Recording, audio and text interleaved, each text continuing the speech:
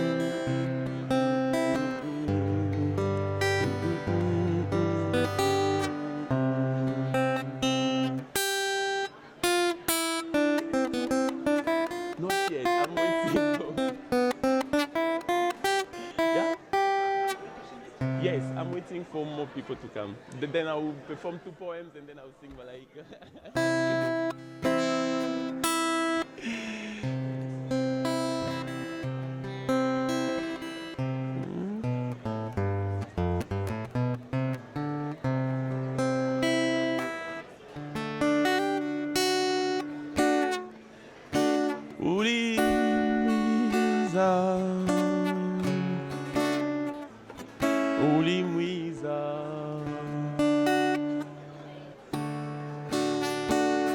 Rekanda bivuge manya uri mwiza Rekanda bivuge manya uri mwiza uri mwiza uri mwiza uri mwiza Rekanda bivuge mwana uri mwiza Rekanda bivuge Yesu uri mwiza uri mwiza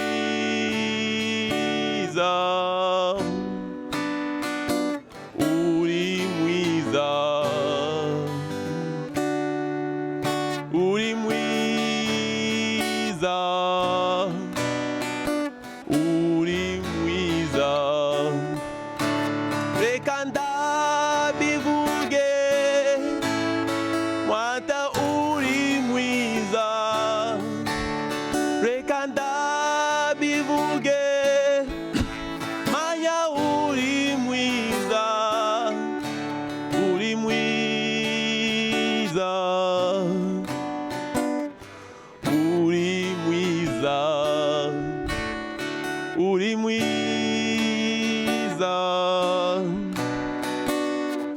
uri mwiza Sikangai na yemba Yesu za malamu Sikangai na yemba Yesu za malamu Yozamalamu Ozamalamu Ozamalamu Ozamalamu Tikangai na yemba Yesu zamalamu Tikangai na yemba Yesu zamalamu Yozamalamu Yozamalamu Yozamalamu Yozamalamu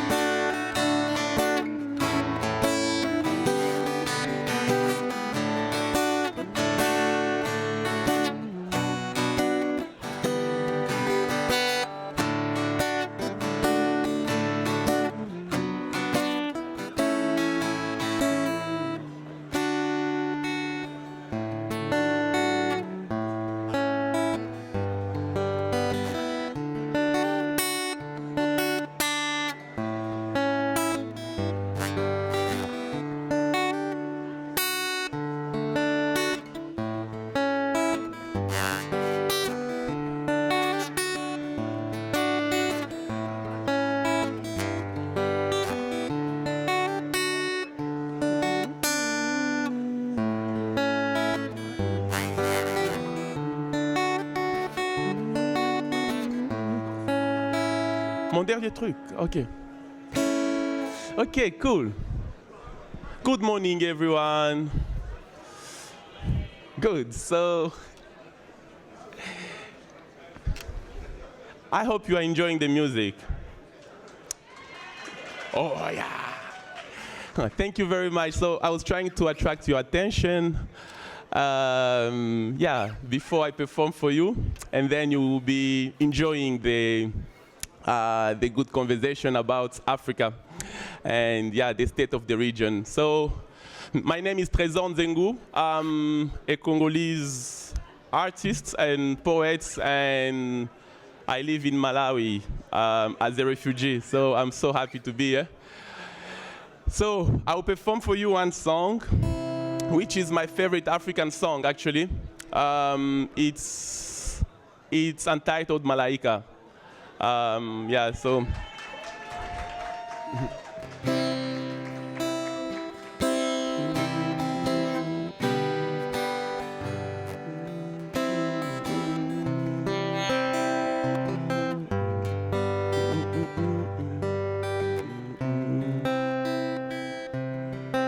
Malaika, minakupenda we malaika.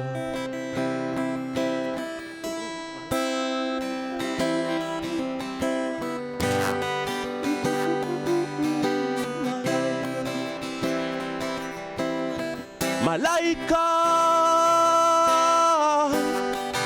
minakupenda we malaika.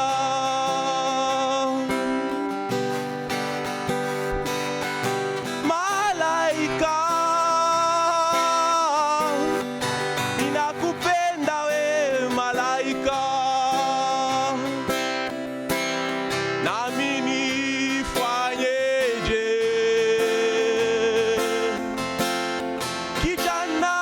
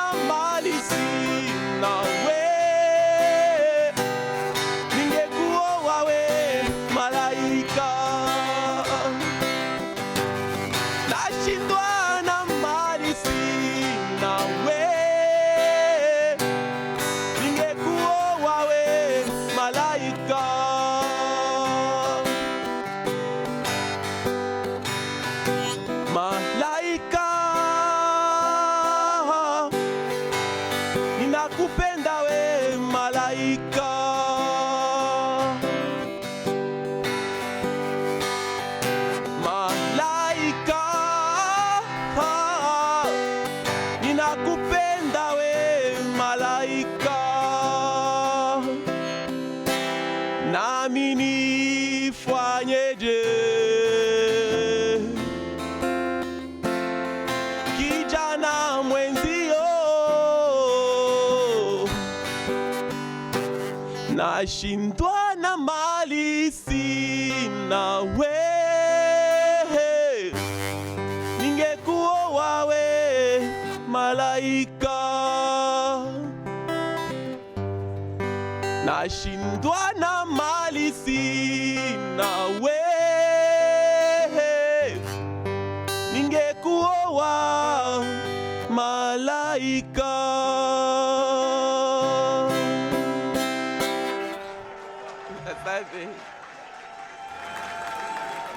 Thank you.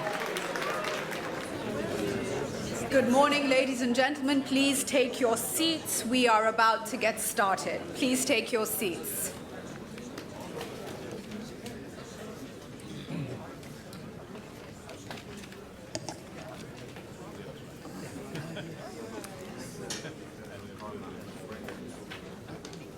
Good morning, ladies and gentlemen. How are we doing?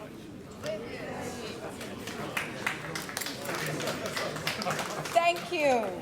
Are we ready to talk Africa? Yes. Are we ready to look at the state of the African region? Yes. Are we ready to explore the way forward? Yeah, no? Yes. Yes. My name is Julie Gishuru. It's an honor to be with you. I'm a passionate Pan-Africanist and an Afro-optimist, and I'm humbled to be here to guide this session this morning as we look at the role of regional cooperation in tackling fragility on the African continent. We are tweeting and sharing on social media. The hashtag is Africa, SOAR, State of the Africa region, so please do share your views. We are also live streaming, and we welcome all those who are joining us from outside this room, across the African continent and across the globe as well.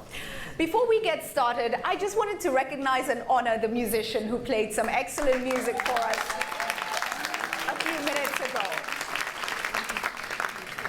His name is Menes Laplume. He was born in Lubumbashi, DRC, and he was a refugee. I want to honor him because, having gone through a traumatic experience, he gives back in a big, big way. He shares the message of the refugee community, of the struggle, of the needs. And he also holds a festival every year in Malawi in a refugee camp. It's called the Tumaini Music Festival, and it's massive. Can we just honor him one more time for being a part of the African solution? And that's why we are all here today, ladies and gentlemen. To kick us all off and to set context for us, let me now welcome to come up here and share opening remarks, Hafez Ghanem of the World Bank. Please, let's give him a warm round of applause as he joins us. Thank you.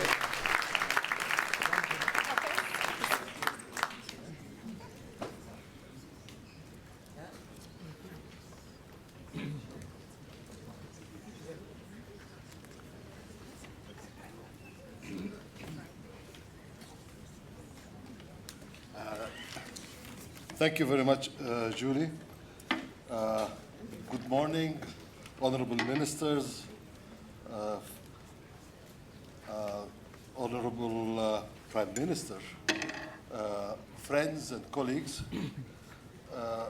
It is a pleasure for me to welcome you into our biannual State of the Africa Region event. And also I would like to say hello to all of those who are joining us online. Let me, first of all, particularly thank our panelists, whom you will be hearing from shortly, especially His Excellency Prime Minister Hassan Ali Khair of Somalia, His Excellency, Her Excellency Minister Aishatu Bulamakane from Niger, His Excellency Minister Alamin Usman May from Cameroon, Ms. Nana Apenam Dagadu from Save the Children, United States, and of course, my friend and colleague Albert Zufak of the Africa region chief economist. And I would like to add my voice to Julie's to thank Menes Laplume for kicking us off with his wonderful music. Let me start with the state of Africa's economy. Economic growth in the region is estimated to be 2.3% in 2018. That's down from 2017 when we had 2.5% growth. And it is below population growth for the fourth year in a row. Now, this sounds very bad and it is not good. However, I'd like to point out very huge differentials in growth amongst our countries. We have countries in Africa today like Ethiopia, like Kenya, like Ghana, like Cote d'Ivoire, like Senegal, who are growing at 6-7%. So we have a lot of examples of success stories in Africa.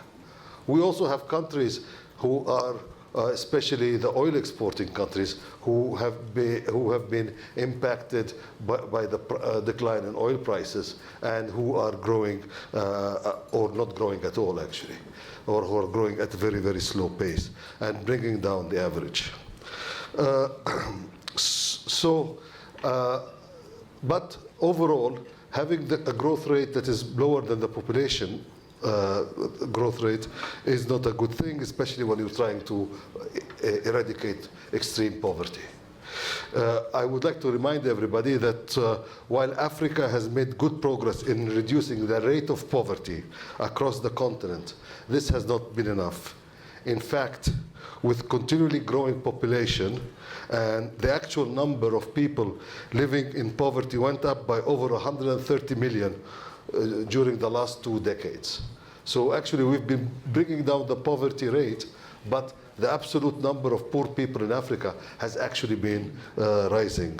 This is something that we really need to change. We at the World Bank are committed to winning the war on poverty. And the only way we can win the war on poverty at a global level is to win it, first of all, in Africa. So how to win the war on poverty? In our team here at the World Bank's Africa region is focusing in 4 areas. Economic transformation and job creation, especially by harnessing the digital revolution to leapfrog and speed up inclusive growth. The second area is human capital, investing more and better in people, and particularly empowering African women. The third area is closing the infrastructure gap by leveraging private finance and know-how. And fourth is tackling fragility and conflict, and see how development activities can contribute to peace and stability in our region. And that is what I will, today in my discussion, I will focus on this fourth issue, tackling fragility and conflict, and how can development activities contribute to reducing fragility and conflict. More than half of the world's fragile countries are in Africa today. And this means that about 28% of Africa's population live in fragile situations. This fragility weighs heavily in terms of human suffering for those trapped in poverty. In fragile countries, the poverty rate has been extremely high, 55% over the last decade. But fragility also drags down the overall region's economic performance. So the fact that one country is, that there is conflict and instability in one country has effects across its borders and across the region. So what should we do? We are substantially expanding our support to fragile countries and their people, and finding new ways to tackle entrenched problems. And we need to work together to do that. So the first thing that we're focusing on is to really try to identify the drivers of fragility and see how, as a development institution, we can contribute to dealing with those drivers. Fragility and conflict have many drivers. There are many political drivers, maybe, I don't know, ethnic drivers or religious drivers. But there are also economic and social drivers. And what we have seen in many of our countries, that there are two important economic and social drivers of fragility that we see. The first one is often what I call is the fact of the absence of the state, or the loss of credibility of the state. In many of our countries, there are whole regions where the state is virtually absent, is not providing services. Whether they are social services, health, education, whether they're water and electricity, or security and justice.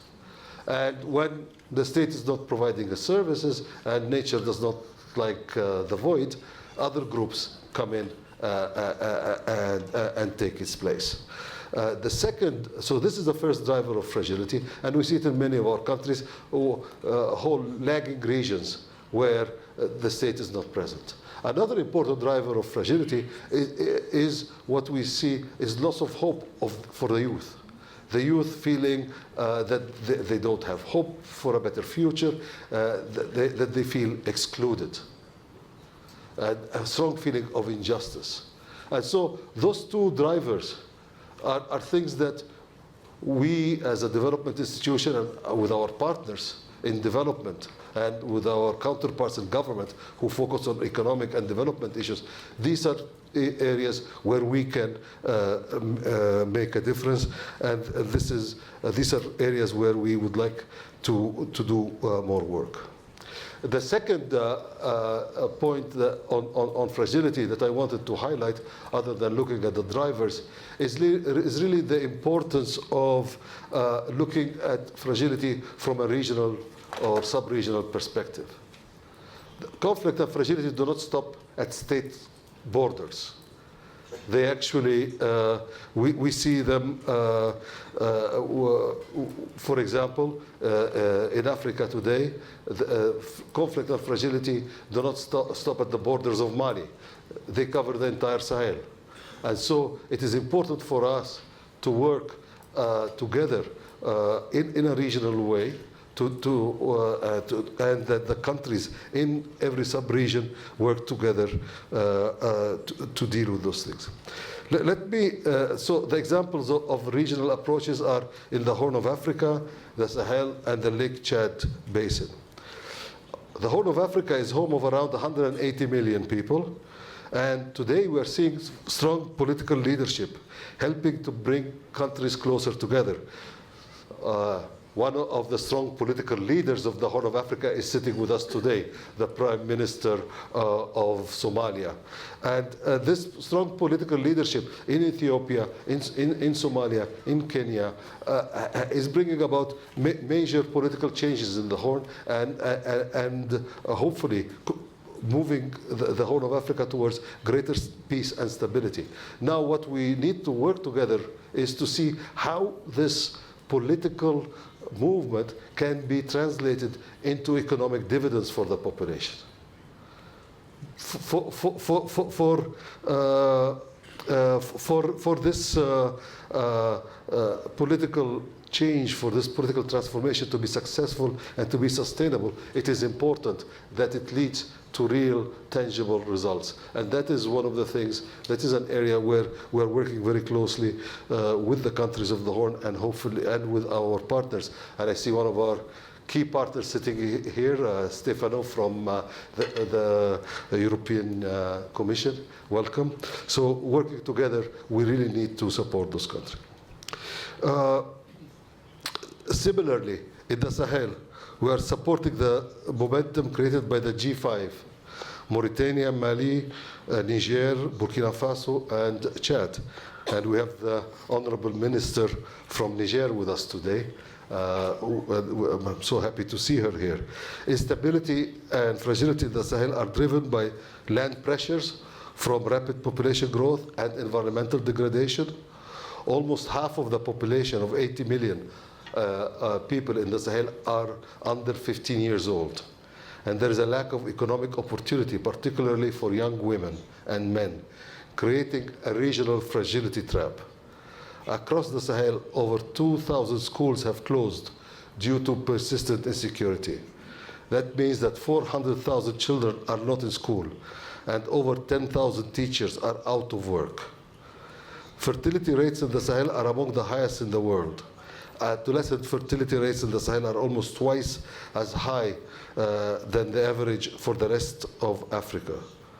Across large areas of northern Mali and the Sahel, the state is quite absent, and that void is being filled by militant groups.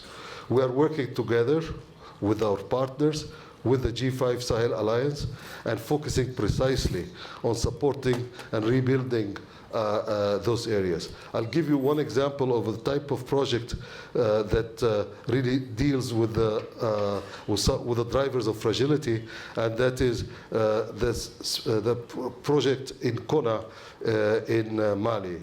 This is a project that's using a spatial approach in central Mali, and that is trying to deal, on the one hand, with providing the services and re-establishing the credibility of the state in that region, and on the other hand, creating jobs and opportunities. So it's a comprehensive approach looking at a specific region of the country. We're doing the same thing in the Central African Republic. There's a project there that I was just visiting a few weeks back, the Londo project. So finally, I would like to make 2 points that are important in fragile situations in general, and that we have found to be particularly important. One is the focus on empowering women.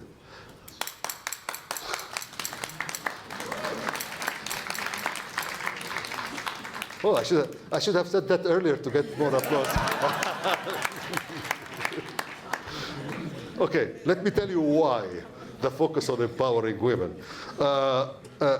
Obviously, empowering women is important in its own right, as something good, as a human right. But it is also important for economic development and for dealing with fragility and conflict. One of our biggest problems in our, as I was saying, is loss of, we have a lot of young people who feel that they have no hope and no opportunities. And an important reason for that is the very weak human capital. So we have those young people who have very poor education, who are often stunted, and are there in large numbers. It is important to deal with this issue. And the one important way of dealing with it is to make sure that our girls are educated, that they don't get married when they are, and have children when they themselves are still children. So what we are doing with many of the governments in the Sahel is to put in place projects that focus on educating girls. We want to keep the girls at school until at least secondary school. We want to provide also, so sometimes the families, so you act on the education, but also the families, sometimes they take their girls out of school and marry them off because of poverty. So you need to put in place a social protection system to provide conditional cash transfers for poor families who keep their daughters in school. You also need to work on the health system to ensure reproductive health services for the women and also health services for the children. So, and finally, you need to provide economic opportunities for the young women as they finish their education. So this is really the approach, and it is important for dealing with the weak human capital index in our fragile situations. And it is really something that we need to focus on in fragile countries, but I have to tell you, I personally am convinced that this is an issue that we need to deal with it all across our continent, fragile and not fragile. So the other point that I wanted to make is that the importance of digital transformation and using technology in fragile regions. I mean, when I say this, people say, oh, you know, but those countries are with conflict, they're so poor. Isn't this technology and digital that is a bit, this should not be the priority. But in fact, if our priority is to create jobs, if our priority is to create hope, we need to use technology, and we need to bring in the digital economy. All our studies show that the future of work is in the digital economy. It's not just that all our young people are going to start do startups and they all will become like Bill Gates or whatever. No, it is that today's industry is dependent. I mean, our chief economist can talk to you better than I can, but there are study after study that show that that industrial development in the 21st century requires access to the internet and being able to use the internet. It's the same for services, whether it is private services or public services. Agriculture, modern agriculture, is dependent on the digital economy. So it is really very important. So those are 2 points that I wanted to raise. And I have to say, I will end, I know I'm, that you all would prefer to hear the very exciting panel that we have, but I would like to end by talking to you about an experience I had, an anecdote I had when I was in Mali recently. I was talking about the digital economy. I met a group of young entrepreneurs working on everything from robotics to online education platforms, to mobile payments, to social media apps designed for local languages. So those were young Malians who were really developing investments in this area. One young man was using a 3D printer. It was the first time in my life that I saw a 3D printer, by the way. So I had to go to Mali to see a 3D printer. This young man was using a 3D printer and robotics to build a replacement hand for a young girl who had lost hers in the conflict. So it is really, so this is really a very, very impressive examples, and it shows that our young people have this ability to be creative, to come up with new ideas, even in the most difficult situations. So conflict or fragility or not, the young people in those countries are able to harness and use this technology. So I would like to end here. So with this anecdote, because I think it is really giving us hope. And I would like to say, like Julie, I am personally very optimistic about Africa, and I consider myself also a Pan-Africanist. And I hope that after today's discussion, all of you will join Julie and I in becoming Pan-Africanist and African optimists. Thank you very, very much.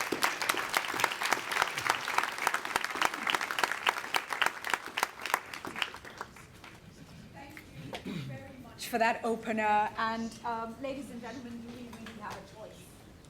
I don't think we do. We have to have hope, and we have to deliver change. And our discussion this morning is going to highlight that. I want us to now give a warm welcome to come up and set more context for us, the World Bank Chief Economist for the Africa region, Albert Zoufak, who's going to take us through research and findings that help us to map the way forward. Once again, we are tweeting the hashtag AfricaSOR. Please share your views, Albert. The floor is yours. Very interesting opener we had there, and very inspiring to hear in Mali. 3D printer working on such groundbreaking things as a replacement hand for a young girl. So the possibilities are endless. But take us through the research that you've done and what the numbers are telling us. What do we need to focus on moving forward? Over to you, please. Thank you very much, Julie. Honorable guest, good morning.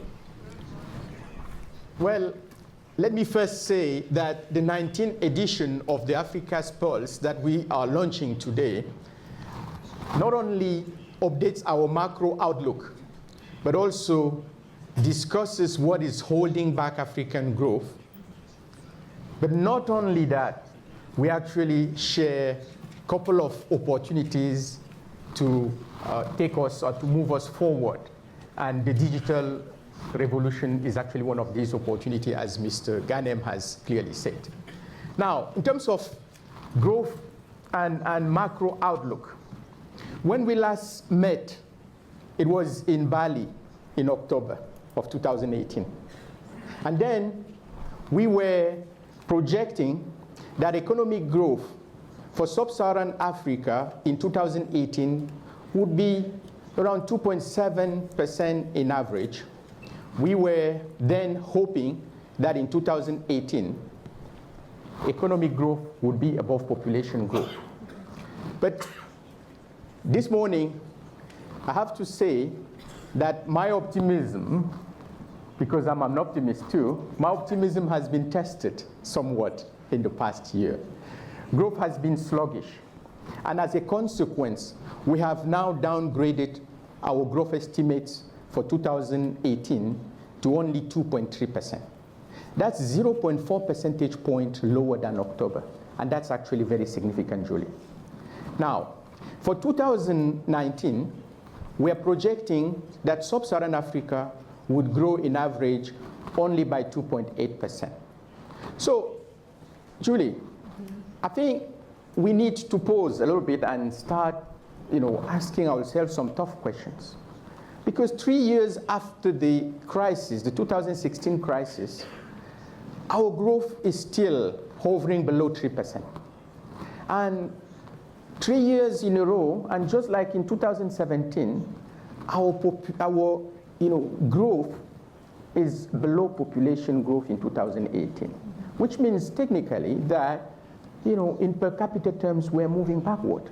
Yeah. So we need to speed up growth. And you may wonder, you may say, Albert Zufak is always talking about growth, and why is it that important? It is important because unless we speed up the rate of our economic growth, we will not be able to create the jobs our population needs. We will not be able to tackle the daunting challenge of poverty. And that is another looming risk. It seems that as Africa, we're letting things happen to us. We are not happening to the world, right? We are not intentionally going out there and creating the way forward that we require. So you've identified, I believe, fragility as a key issue that we need to deal with. And of course, digital is another area. Take us through why those two are so central to the path forward for Africa. Thank you very much, Julie. But first of all, I think we need to agree, as you have said, that the reasons why our growth is still so sluggish are both global and domestic. From the global perspective, we're still seeing rising trade tensions leading to some protectionism and affecting growth in our largest trading partners. That is clearly having an impact on our growth. We're also seeing more volatile and uncertain commodity prices, although some are trending up. But these are all affecting our growth. But not all our problems are caused by others. Some of them are actually made in our own backyard. And let me mention a couple of them. One is macro instability. Macro instability, especially our debt, remains an issue. A number of African countries are now getting into more unsustainable debt management path. And that's a matter of concern. We're still seeing a handful of African countries with double-digit inflation. We're still seeing fiscal deficit piling up in some of our countries. We need to tackle macro instability. The second quite important issue that is our own making is uncertainty. Uncertainty of policies, of politics, and of the regulatory framework is actually affecting investment. And countries like South Africa are actually seeing a decline in investor sentiment. South Africa, one of the 3 largest economies, actually the 2nd largest economy in Africa, is barely growing at 2%. So Nigeria, for example, is growing at 1.9%. Yes, up from 0.8 last year, but still way below potential. And third, as you have mentioned, fragility. Fragility is costing African countries a lot. We are estimating in the Africa's Pulse that fragility in a handful of African countries is costing us all 0.5 percentage point in growth per year. That would make it 2.6% in 5 years. That's very significant. But on fragility, let me also say that we are coming up with a good news.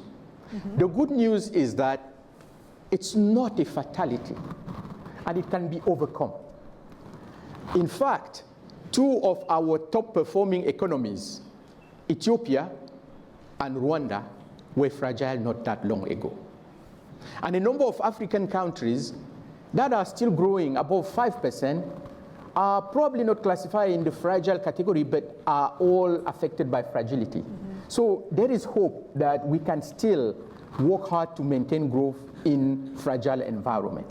And just as I prepare to welcome our panelists to come and take out their seats in a moment, the digital opportunity, highlight that for us. What do you see? Well, Julie, I'm almost ecstatic about the digital promise. And one of the reasons is that this issue of the Pulse has actually tried to assess what the dividend for growth would be if we were to achieve our own targets in digital, on the digital economy. And we're finding that the digital revolution, if embraced, could add up to 2 percentage points of GDP per year to Africa and reduce poverty by 1 percentage point. And those numbers would actually double if they are combined with a strong investment in digital skills. As an economist, I think this is an opportunity not to be missed. And if we do embrace it, we certainly can have a new growth path. We can certainly create more jobs. We can create more. We can boost productivity in existing sectors, as Mr. Ghanen has mentioned. Yes, we need to acknowledge that we're still trailing the rest of the world when it comes to digital infrastructure, broadband penetration, for example. Right. We're still lagging, and our countries need to really focus on investing in closing that gap. But we do have some countries doing incredible things in that regard. I know Rwanda is one of them, and we have Minister Paula Ingabire here with us. Can I welcome now our panel to come up and take their seats? Ladies and gentlemen, Hassan Ali Kaire, Prime Minister of Somalia, please join us on the panel. I need to move, right? Can we welcome Aïchatou Kane, Prime Minister of Planning of Niger? Thank you. Can we also give a warm welcome to Alamine Ousmane May, Minister of Economy, Planning and Regional Development of Cameroon? Also with us we have Nana Dagadou, Advisor, Monitoring and Evaluation, Reproductive Health, Save the Children. Let's give her a welcome as she comes up to join us as well. And I'm going to ask Hafez Ghanem, please do come and take a seat up here as well, because there may be questions that come to you from the audience, and Albert will stay with us as well. What is that artist? What is the artist called? Yes, Menes La Plume. Did you have a message for him, Yes. sir? Yes? Would you like to start us off with that? Please go ahead. Please go ahead. Where's the artist? Where are you, Menes? Would you just stand up? There. Would you just stand up for us? If you come here. Here, Wonderful. we have something in common, me and him. Yes. So we just need to. Oh. The former refugees need to get together. What a moment, ladies and Yeah. gentlemen, what a special moment. So we just- Wonderful. We're very proud of you. Very proud of you. Very proud of you. Can you take a picture, please? Just stand together. If you just stand together there and take a picture. Thank you. I would love to join them, and I will join them and cheer. This is the Africa message. Thank you. I'm inspired. What a way to kick off a panel session. Thank you for that, Prime Minister. And you know, I do begin with you on this panel. I thought we start with the ladies. We Africans are so gentle. We should start with the ladies, but in this case, because of fragility and the Somalia story, I will begin with you, sir. You know, we've tapped into the importance of regional cooperation in addressing fragility, and we all know Somalia has come a long way, but there's still a long way to go. I want you to start by setting the context for us. What are you working on within the region, the Horn of Africa region right now, that is helping Somalia? And what is the way forward? We have a lot of stakeholders in this room, from the development financiers to, you know, private sector, government is here. What's your message on this journey as you move from fragility, move out of fragility into what we hope will be economic development for Somalia? Thank you, Julia. I just want to start first by saying that I represent Somalia of today. I represent the Somalia of tomorrow and the future, not the Somalia of the past 25 years or 30 years. Let me just put it into perspective. We are trying to move away from the old narrative that what Africa has been or Somalia has been. So that is the first line of the order of the day that I would like to bring as a message. Can we give that a round of applause? And thanks, Julie. The second is that our country now is open for business, and we have a lot of opportunities and potential. The first potential is the people of Somalia, the youth, of which 75% of our population are people under the age of 30. The second is our business communities, who are the most entrepreneurial people that you could think of. And third is our diaspora that you'd find globally. And on top of that, a nation with potential of oil, minerals, natural resources, agriculture, fisheries, and potential service economy based on our geographic strategic location. In reality, you're looking at a nation that could have an economy of 300 million people, where you have 15 million people. What does that mean for our region? We need to wake up and see what we have within our continent. So how do we take that forward? We need to create a conducive environment that functions, have political, economic, and security reforms. But then you will need to see that in perspective with the region. What do you do in Somalia impacts Kenya, impacts Djibouti, impacts Ethiopia, impacts Uganda and Rwanda. So we cannot think of the old structure earlier that has been, we isolate ourselves. We need to see the continent and the region as a whole. We are now putting, therefore, all these changes and reforms in place. But we also have the previous history that brings the fragility aspect of it.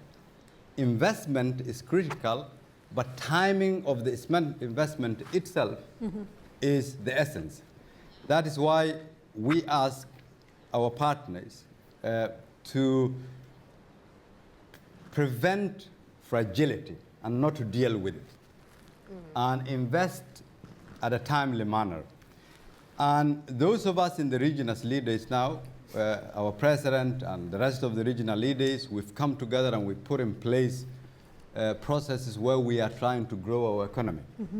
That means that growing the economy in the region, in an interconnected region, will create hope in the entire region. Thank you. And that's what will, I think, change the atmosphere and create more hope. And my final point is that all that will require leadership. And those of us who now are the ones leading the region and the continent will also need to change all the habit of way of leading the continent. Wow. You know, in the green room, allow me to share this. The Prime Minister said to me, as leaders, we need to ask ourselves, is the system changing you or are you changing the system? And I think that's a very powerful thing. Minister Kane, I come to you now in the Sahel experience. Take us through what Niger and the region is doing in terms of battling fragility and ensuring you are able to deliver stable environments for growth and development, please.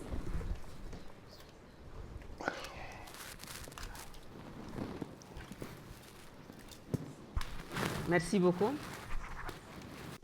Thank you very much. Niger, like other countries in the Sahel G5, have agreed that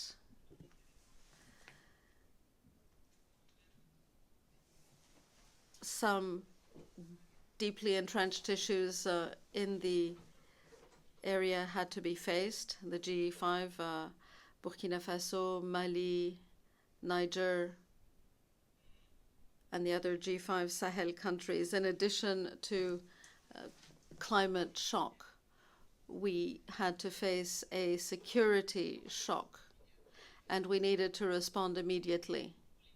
The initial response was for countries to pool their efforts to tackle common issues of security and development in their areas. And that is why in 2014 the G5 was established, the Sahel G5, to tackle two major issues, security and development. In the area of security, G5 forces had to be established to fight terrorism. It was unfortunate, but it was done. In addition to ensuring security for the zone, we have established a priority investment program to tackle governance issue, the ones that Hafez was talking about, to improve resilience, improve infrastructure. De gouvernance, je disais, et de sécurité. And governance, of course, involves security, because security requires investment, particularly in the most disadvantaged areas. With the environment created by the Sahel G5, we have generated a positive response from partners who've created a Sahel Alliance, which was established not only to show solidarity, but to leverage the kind of investment and intervention from organizations and institutions, multilateral institutions such as the World Bank. Another area is another advantage is the rapid response. When heads of state saw that willingness to tackle the real issues that lead to fragility, the kind of fragility we're facing, they asked the Sahel Alliance in 2016 to see what sort of emergency development program could be established to tackle the entrenched issues that lead to fragility. In Niger, for example, in Niger, we have the boundary region, the border region between Burkina Faso, Niger, and Mali. There is a water problem. There is a resilience problem. Social cohesion is also paramount. You are aware, of course, that we have a great deal of inter-community conflict in the area. So these efforts had to be dealt with independently of other things. I also hope to tell you what tangible measures my country is taking.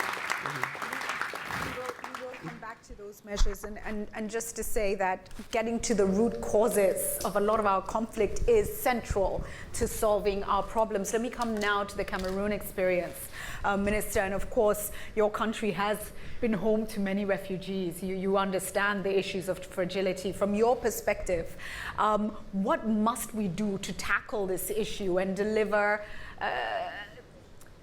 a stable environment for the region and for the continent to plow forward? Julie, allow me first of all to acknowledge how exciting it is to sit on a panel with a very strong, optimistic moderator you are. Thank you. Oh, thank you. Very humbling. Thank you.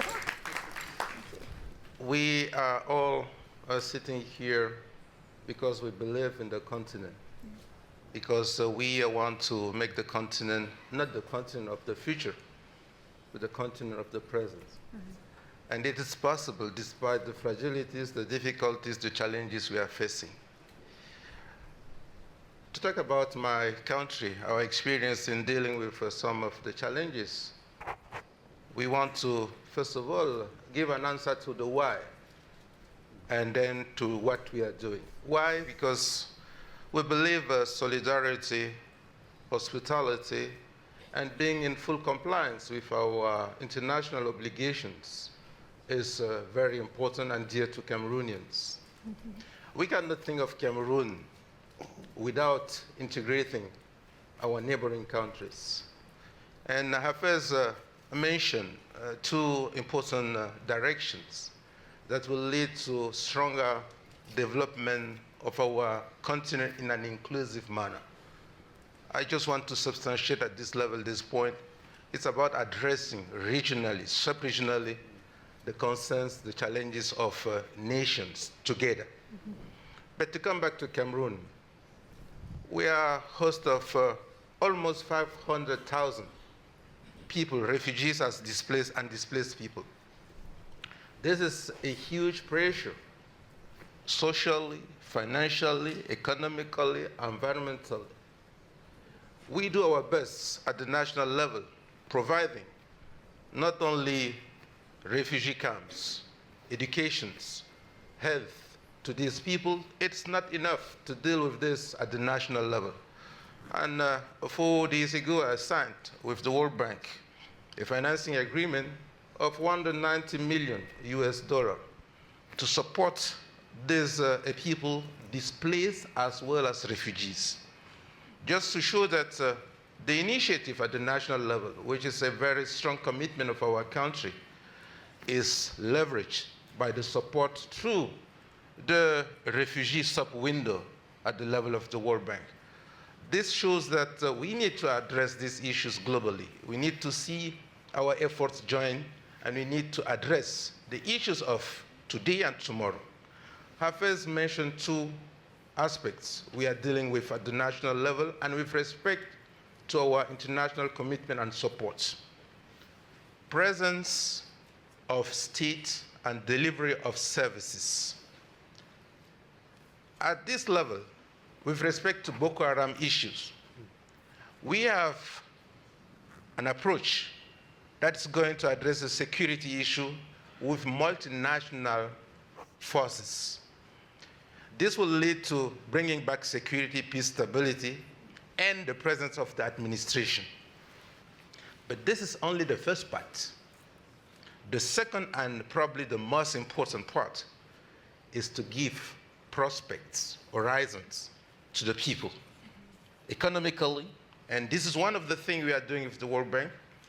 The resources being made available are not only to cater with social services, but to give to those refugees and displaced people means to be inserted in the mainstream of the economy, using their power, manpower, to deliver what they can do. Because a man who has left his place and who is in another place, he has also some skills, and he wants to be part of the development process, not only of his country, but of the place where he is. And this is the reason why we think, and Albert Zefak mentioned, certainly our path in terms of growth is not sufficient enough. But at the same time, our capacities, potentials, and our strong willingness to transform our continent is sufficiently big to take advantage of digital transformation.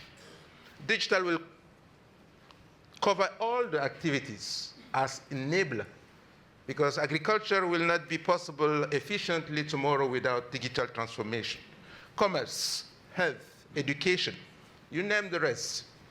We therefore believe that fragility today is definitely a challenge, but it's of short term. Development is the challenge of the long term. And it's only if we join efforts, we address issues regionally, sub-regionally, then we'll be able to reach quicker, with great impact, and with less cost, the results we are expecting.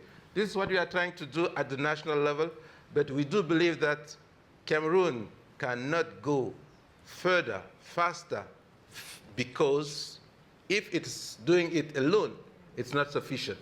We have to do it in a coalition, and I believe that this is the reason why we have such an attendance today. Thank you. Excellent. Excellent. Thank you so much for that. Nana, I come to your experience now, and Save the Children has worked across the subcontinent. You have a lot of understanding of the on-the-ground issues. And I'll tap back into what Hafez had said. Absence of the state is a very big problem when it comes to fragility, hopelessness. That sense of despair is also prevailing. But in this environment, what work are you doing? What is yielding incredible results? And what can you teach us about transformation in such circumstances? Thank you very much. We've heard from the honorable ministers and the other speakers who went before me that fragility is quite a complex issue. And similarly for us, we work across many different sectors. One of the sectors that we have found to be extremely beneficial in promoting prevention of fragility and also countering its impact has been sexual and reproductive health. For sexual and reproductive health, we found that this has broad benefits, especially when we are working at all socioecological levels. So not only for the women themselves, but for their families, their communities, and then the broader national and regional areas as well. We can look at the individual, we can look at the community levels and beyond. So for the women, we have found that if we particularly focus on key life stages and transitions, we can meet their needs appropriately. So focusing on an adolescent girl's needs might be different from those of a woman who recently got married and then transitioning on into having 1, 2, and multiple children, and then at some point when she decides to stop having children as well. And so really focusing on those key transition points and what the information and services that that woman might need at each of those stages. Moving further then into the partners and families and communities, we really work to strengthen gender and social norms. So not just the providing of services, but looking at the broader enabling environment. Our partners, the husbands, communities, are they willing to support agency and voice and control for the woman to be able to be more mobile, to be able to engage in livelihood opportunities and education as part of a holistic development for herself. We found that sexual and reproductive health can be one of those ways to bring about consideration, discussion, and really reflection about gender and social norms. And then, so broadly on the community side, getting folks to work together to support the individual women and their families. An example has been in our US-funded Mali project. We've seen that some of the villages have come together, they formed community action groups where they raise funds, they donate per family small amounts of money, but when combined, they're able to provide ambulance services to transport mothers who might have emergencies when they have to deliver. So they're able to come together not only for those reproductive health services, but the same mechanisms are used to improve nutrition services, so cooking, providing nutritious meals, and other needs of the community. Thank you so much for that. And as you spoke about, thank you. the sexual and reproductive health. There's a fantastic program in South Africa, I'm not sure if it's present in other countries, called Mothers to Mothers, M2M, where women are able to access information about their bodies, childbirth, health, and much more. And so digital can play a huge role there. Minister Kane, I want to come to you as a champion for women's empowerment to share your perspective on the importance of communities shifting maybe from some of our cultural practices to understand empowerment of women is not a threat. It is a critical issue if we are truly to thrive. What would you say to stakeholders in this room? How do we support each other to get that message across and truly change?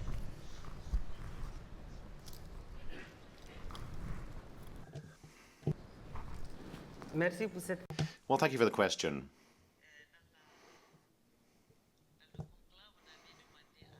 Well, we were asked to talk to each other and women were asked to speak up. It's now our time to speak up because others have had far too much to say. It's now our time. So I can see that you're respecting that today. Now, the question you've asked. The question of the empowerment of women and young people, young women in general, well, that's really an issue which has a social aspect to it, but also an economic aspect to it as well. We can't neglect that fact. Niger has asked the World Bank to do a study on gender inequality in my country, and the study has shown that if we succeed in dealing with employment inequality, the role of women, and if we deal with the inequality in terms of education, Niger will be able to increase its GDP by 30%, I repeat, 30% by 2030.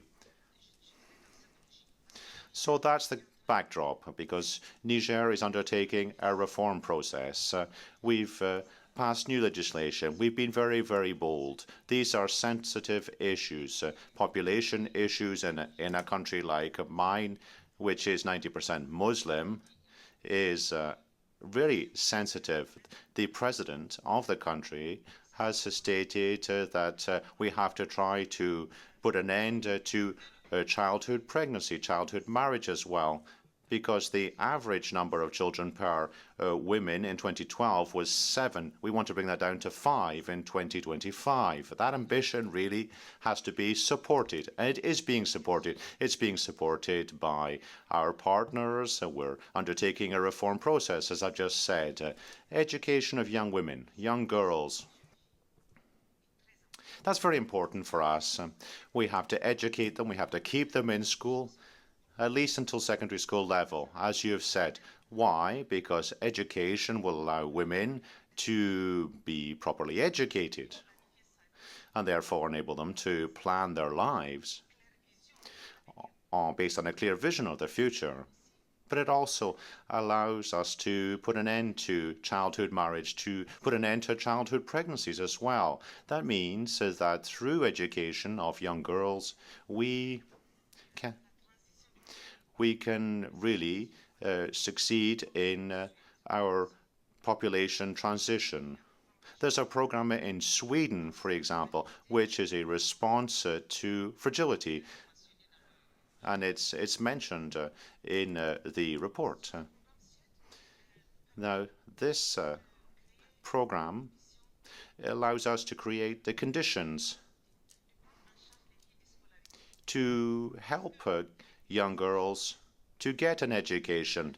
It's one thing to keep girls who are already in school, but it's quite a different kettle of fish to get those who are outside the system and bring them into the education system. This is what we're calling safe spaces. Safe spaces in Niger have allowed us to get 200,000 young Nigerians into the education system, and today they're taking their lives in hand. Not only are they educated, they know how to read and write, but they're also trained. They've also received education in vocational aspects.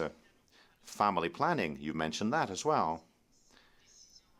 Well, is a decision which must be a common decision between man and wife. But normally in my country, women don't necessarily have a say in how many kids they have. It's the husband who decides. So husbands have to be sensitized, and they have to support their wives. They have to be sensitized to the risks that women run when they are pregnant over and over again. It's husbands. Husbands have to be brought to accept family planning, so that family planning is something which is a joint decision, man and wife. Now, there's a region in my country, the Zandar region, where we can have young women who are only 30 and they're already grandmothers. We want to stop that. This should be stopped and come to an end through our program. We're starting to see that happen now. Now, the question you asked, is this movement, this trend. It's an overall trend. It's an overall movement. Husbands, but also tribal chiefs. They are highly respected in our society. They play an essential role in this. They're involved in the new trend, the new initiative. Thank you very much. So much for that. I was speaking to a group of young people about maternal and child health care, and I realized it's not necessarily just about universal health coverage. It starts from intentionality in the family. And allow me on this panel to slightly digress and focus on this issue, because I think if Africa gets her families right, she gets her communities right, she gets her societies right, and she can truly transform. Oui. This issue we face is not a rural issue. It's not just an issue for some cultures. It is a mainstream issue, ladies and gentlemen. I studied in the best schools, and I finished Form 4 at 17, and to my shock and horror, my father brought a man home and said he's asked for your hand in marriage. In Nairobi, urban center. And I was lucky that I sat with my father and convinced him that the plan was university. I was lucky that he listened. There are many others who don't. And the appeal is, can we get families right? So as we talk about fragility, Mr. Prime Minister, and to all the gentlemen on this panel, I really want you to help us shift society. Share a message with your country, with the continent, with our people, to show that this is not a woman issue, that we are all in this together, and that Africa can truly change this situation. I'll start with you, Prime Minister, and I'll come all the way around. Thank you, please. No, it's very true, and a very touching story. We have to reflect on this. To me, this is simple arithmetic. Minimum 50% of our population are women. And in order for us to rebuild and reclaim our nation, we must find a way to utilize all available resources and tools to our nation. Meaning that leaving behind 50% of your population, you're already running on a half engine. Right.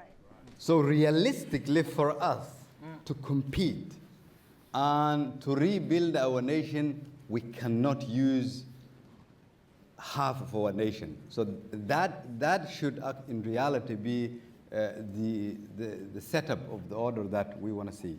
The second element is this: as we reform our political processes, we have to have in mind to include women in the process. As we promote inclusive growth, we need to make sure youth and women are empowered properly. And as we build our security structures, we need to cater for the entire population. I share this belief, but the reality is that we have to have an open debate about this. And women need to organize themselves and claim their rights. Yes. And men must champion this alongside women in our very patriarchal societies. Minister, please, your contribution on this. Julie, I think we have to be consistent and coherent with ourselves. If we say that the most important capital is human being, it means that we need to address the issue of both women and men. Secondly, I haven't seen a bird flying high, far, with only one wing. You need the two wings.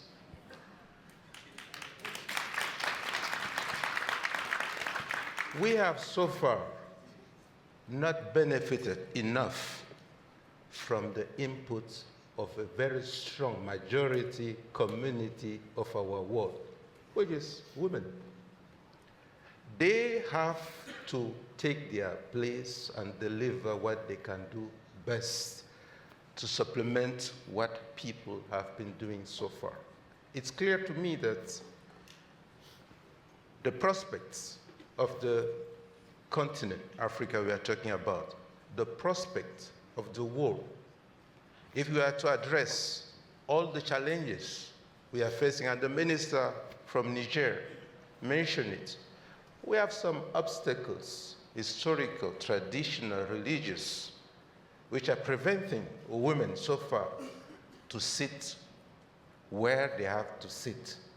We have to globalize our action towards addressing these weaknesses. It starts with talking, mobilizing, sensitizing, creating more awareness, and where it is possible, even if you have the same level of competence, promote women. Thank you. Thank you. You've spoken about this already, but I want to tap into your thoughts on this panel now. Yes.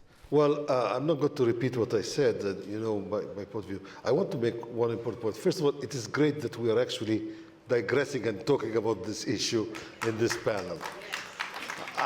And we should continue talking about it and pushing it, otherwise it will not happen.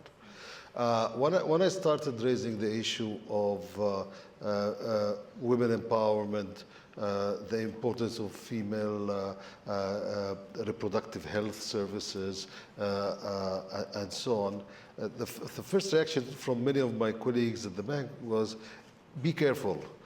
This is so sensitive and you'll get pushback and people will be upset. But I said, no, I don't want to be careful, actually. I just want to say what I think. So, and I was really pleasantly surprised. I mean, I have the chance of having the opportunity to discuss this with all of the leaders in our continent. And not one of them so far, no, actually only one. Only one out of a large number has pushed back on this. Do you want to tell us who? No, no, only one, maybe out of 20, push back on this. Every leader I talk to agrees. And so, but you know, we cannot wait for top-down changes. The rest of us, we have to push, we have to speak about it, and that is the only way that change will happen. Thank you, and it's great to hear that by and large you're getting good reception to this message. Albert, I'll come to you, and then Nana, you'll have the final word before I go to the floor. Your thoughts? Well, let me say two things. One, gender economics is not just good economics, it's smart economics. Why? Because our ladies, our girls, do exhibit all the best attributes to actually contribute more than what our societies have been allowing them to. So again, we cannot fly on half an engine, we cannot fly on one engine. So we definitely need to look at gender as being essential to our growth prospect, period. Now, the second thing is, the reason why we are linking the discussion on fragility with empowerment of women is essentially because women and children, unfortunately, bear most of the weight of fragility in our countries. Unfortunately, often men are the perpetrators and women are suffering from it. So it is important to empower women to also be in those decision circles that lead our societies to actually shift into those disequilibrium that leads to conflict. So that's clearly something we will want to emphasize. Thank you so much for that. Nana, as we go to take questions from the floor, I just want to tap into some of the other areas. Climate change, for instance, having huge impact on resource allocation and therefore fragility. What else are you identifying that we really need to keep in mind when it comes to solving the problem of fragility?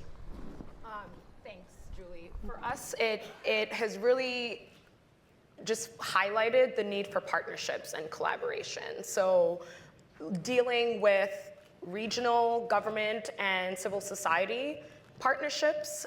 In West Africa, we have found that the Ouagadougou Partnership, and in East, Central, and Southern Africa, there's a community network as well, really where we're able to support governance as development partners, and then really building on the ability to share experiences, sometimes even human resources, and just lessons learned. Another key thing that we are finding in our work, because we work both in development and humanitarian settings, is really to bridge that gap and look at it as a nexus. So how can we work at transitioning? There might be contexts in which there are shifting conditions, sometimes back and forth between humanitarian and development. How can we really engage so that even the smallest efficiencies in small subsystems can really contribute to resilience? We have found that one example is right now in the Kenya-Somalia border, we have a Gates-funded project where we are trying to improve maternal and reproductive health for nomadic and semi-nomadic populations. So these are populations on the move. They require services while they're moving, but they're also plugging into services when they at static facilities when they mix with the settled population. So how can we interface with this population that is dealing with the realities of climate change? Their local organizing bodies are considering that.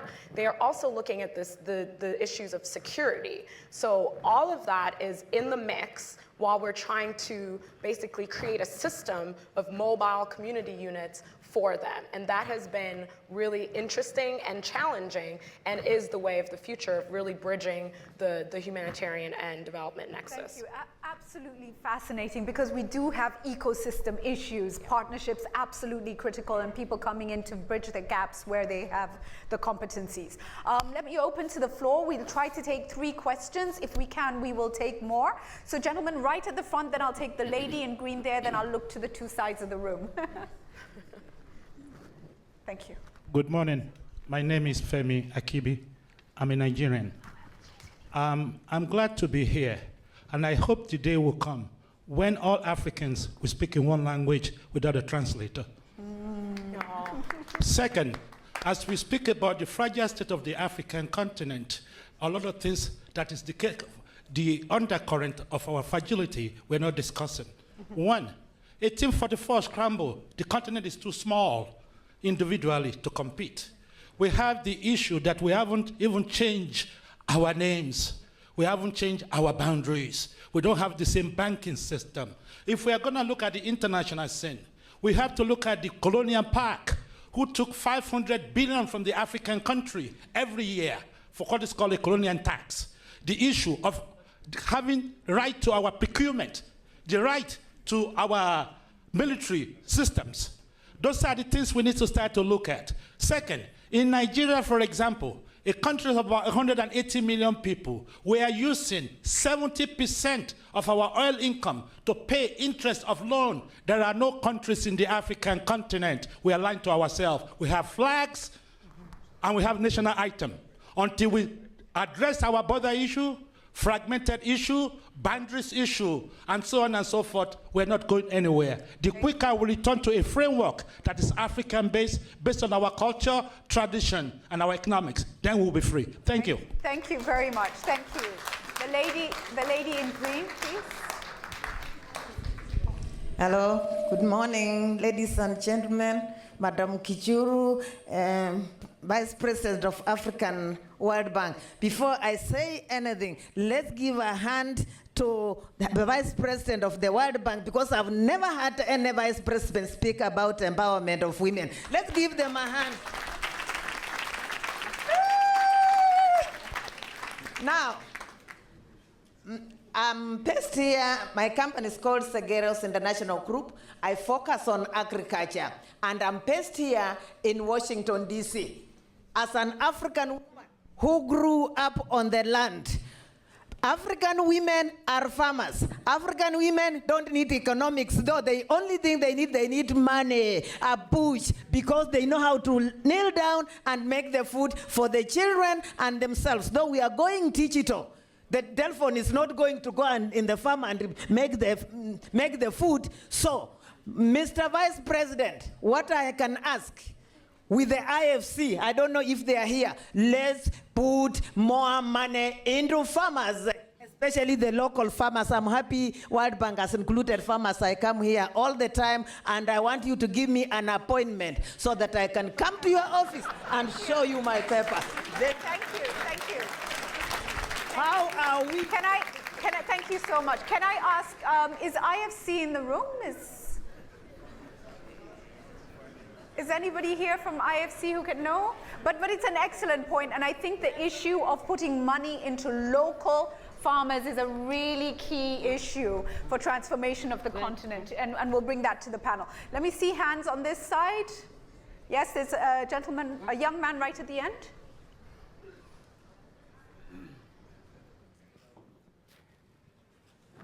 Keep trying. Okay, another one is coming your way. Thank you. Thank you. My name is Khota Tsokolobe from Lesotho, and I've heard all the beautiful contributions from the panel. Thank you very much. My concern, especially on human capital and women empowerment, is what can be done, especially given the fact that our society is patrilineal, to be able to empower women more, because I feel like more should be done to be able to do, convince fathers to enable their daughters to go to school. I'm thinking that there should be more logical considerations, because men are more logical, to be able to be convinced to let their children to go to school. Oh, you're digging yourself in a hole. Men are more logical, he says. Let me take this one, and I'll bring that to the panel. Yes, please, sir. The mic is coming. It's coming. Thank you. Thank you, Julie. My name is Abdullah Jane. I am Executive Director of Mo Ibrahim Foundation. Let me congratulate the bank, the Chief Economist. Hello, you hearing me? Yes? Please hold it close. It's coming? It's coming now? It is. No, it is. Both the Chief Economist and the VP for this excellent report. Two things. Whilst against that background, I want to raise two issues very quickly. One, I did not hear much about state of governance in Africa. Okay. And I think this is key. And you should we measure this, and we have an index. I don't have the time to go into that. My second is really building capacity to deal with climate-related risks. I think that's important. If you see what's happening in Mozambique and we know that this is critical. It's one of the factors really affecting growth in the continent. Thank you very much. Thank you very much. Excellent questions. I'll come back to the panel with those questions. And I can see... Stefan. Please, Stefan? Stefano. Thank you. Stefano. European Union. Well, thank you very much, Stefano Manservisi, European Commission. Just 3 points, because it's about fragility. I think that in our partnership, we have learned, or we should have learned a bit more, that fragility is not your fragility, it's our common fragility. And I think that this should suggest all the partners to look at that in a different way. Because this is the way in which, optimistic or realistic, but we have to find common solution, because this is what I've seen. Second point is that fragility very often is identified with the need of help in surviving. I think we should not be dragged into this. We should remain ambitious. is a bit the lessons that we have learned in working with Somalia, with working with the Sahel. I mean, Somalia has been ambitious, has pushed us to be ambitious in building the state, in pushing us to take risk in investing in a budget which basically did not exist, but helping in creating a dynamic. Think about investment.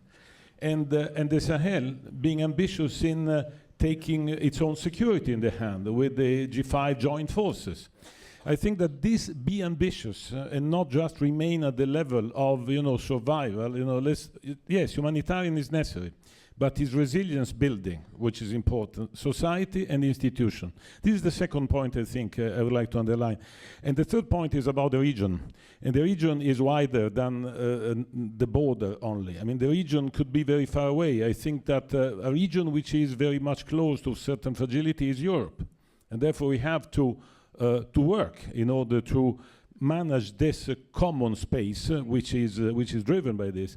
And the second is in Africa. This project of the Pan-African, the continental free trade area could be a powerful game changer on which we have to work all in order to share experience. So fragilities are solved altogether at regional level in particular. This is the lessons that we have learned and would like to keep working along this line. Thank you so much. Thank you for sharing that. Let me come straight back to the panel. And I think, Prime Minister, I'll begin with you and I'll interconnect several of the questions that have come in. Abdoulaye says, look, you haven't really talked about the state of governance directly about the state of governance in Africa. So let's talk about that. What are your views? I mean, a lot is changing. But we are also seeing, very interesting, some peaceful revolutions happening on the African continent, not very often seen in the past. We're at very different stages. Give us your perspective on that. And, the first comment, Africa cannot be competing with herself. We really do need to get this right. We need to integrate. Please share your... We did talk about governance. We try to put it into big perspective that today's leadership in the continent need to take into account of the current 21st century realities in leading the continent. In our case, we are putting in place systems that will have a governance impact in our country for the next 200, 300 years, which means that we are rewriting a constitution. We put in place a security reform, an economic reform agenda, and political processes in what I think will protect and prevent future conflicts like the ones we have gone through. But what we are trying to do is to learn from our neighbors and the rest of the continent to ensure that the future problems become a strength and not a challenge to us. The element of us as African leaders now working together is exactly what you've said, to understand that we can complement each other. There's no competition. The future in the world, in terms of people and population, in terms of potential of resources, lies with our continent. Right. The only thing that is between that potentiality and that future and us is how we manage ourselves. Thank you. Thank you so much. Minister, let me come to you. Next, you were listening to the advice coming in from Stefano, and you said, I'd like to tackle that one. Your thoughts on what he has shared with us, and maybe the rest of the questions as well. Let me say it in French.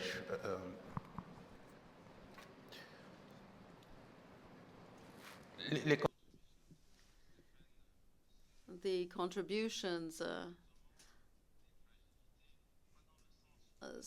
Stefano made on dealing with fragility, not only by providing humanitarian assistance, but also by preparing for long-term economic growth. That's fundamental. Our countries have succeeded with the support of partners to deal with economic issues as well as structural issues by taking a sub-regional approach. As an example, I'll take the Lake Chad project. It took cooperation from neighboring countries to build the project so that the populations of the entire region could take advantage of these structuring projects that take account of current and future education, infrastructure, and economic needs, so that the entire region can leave fragility behind. I would like to applaud the contribution by our partners. The World Bank worked with us, for example, on this project, so that we could move from dealing with stability and security problems to taking a sub-regional approach to these structuring projects and measures. I'll come back to the question of our Nigerian friend. Fragility doesn't have borders. That's why we have to work together, so that we deal with its underlying issues together beyond our borders. The Boko Haram issue that I talked about, the terrorism problems, led us to taking a joint and common approach because it was a common challenge. Once we deal with the security challenge, of course, we have to deal with the economic challenge.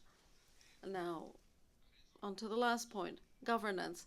You quite rightly asked about governance. There are two aspects we need to take into account: education and participation. Education is the foundation on which we can build contributions that are political, operational. And women, young people, once educated, should be a part of the political debate, the decision-making process and implementation. That is why empowerment of women will, by its very nature, change the environment and lead to the emergence of a new era for the African continent as a whole. Mr. Kane Kame. Merci beaucoup. Thank you. I wanted to agree with everything my brother said about the Lake Chad watershed. I would like to respond to the comments made by my sister on agriculture.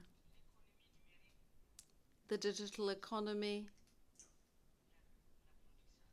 can boost agricultural production, can boost farm yields. The digital economy can boost commerce and trade. It can help us establish value chains in our countries. We're experimenting in Niger. In the report that Albert was talking about, it includes digital economy because it is based on our experiences with it. In Niger, we have an agricultural development program where 80,000 agricultural farmers are connected so that they can learn about seed prices, so that they can check fertilizer prices, so that they can buy what they need at the best possible cost. They're connected so that they can put out questions. I have a caterpillar problem. How do I deal with it? Something isn't growing right. My crops aren't growing right. How can I fix that? They can call upon other people. They can call upon knowledge, and they can get help. I've seen women take advantage of that kind of experience and advice. Someone, for example, who received support in growing moringa.